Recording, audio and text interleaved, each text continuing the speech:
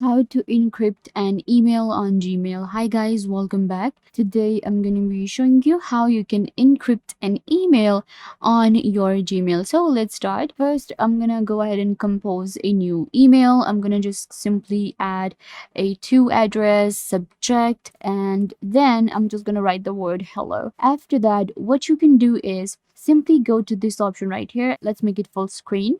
Now you will find this option right here, which is toggle confidential mode.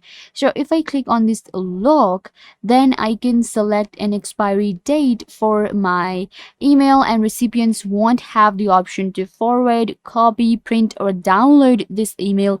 I will be able to encrypt this email address, my email address, using my Gmail. So I'm going to select an expiry date. Let's say that this will expire in 1 week. After that, we have require a passcode.